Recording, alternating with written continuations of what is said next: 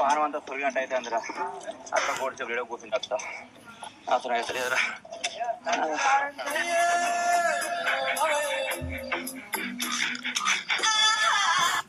అవా నడవంతా పోతుందిరా దేవుడా.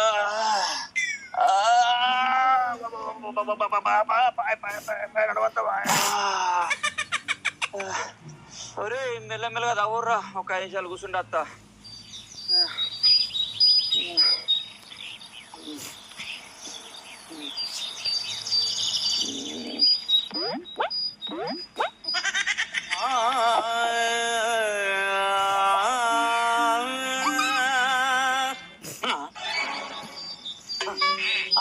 అందరికి వచ్చి కూకుంటే పని ఓడి చేస్తారా?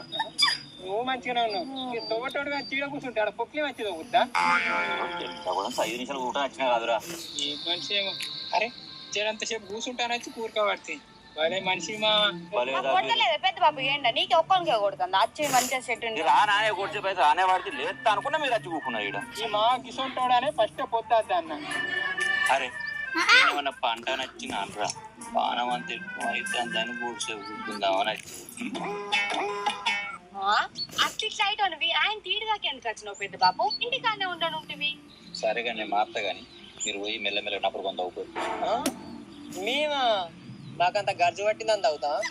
నీ పని కూడా మేము చేసుకుంటే మేము కూడా నీ లెక్క అవుతాం. పోతే అందరం మీద తాగుదాం, లేకుంటే అందరం కూర్చుంటాం.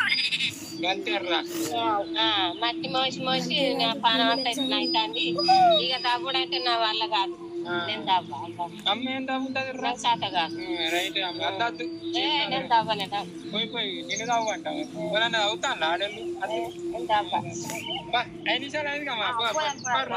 నాతోనే కాదు చూస్తేనే కళ్ళు తిరుగుతున్నాయి. కాదు అర్ధగంట కాదు అతను కానే కాదు. ఇప్పుడు కట్టంటే మా 5 నిమిషాలు ఆగుదామంటే ఇప్పుడు నాతో కాబట్టి ఇప్పుడు పని ఒకటి చెప్తాడు.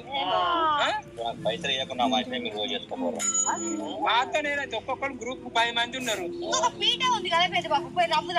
చదువుకోపోరు మీరే. ఎండ చూస్తే కళ్ళు తిరుగుతానే చక్కెర వస్తా అండి.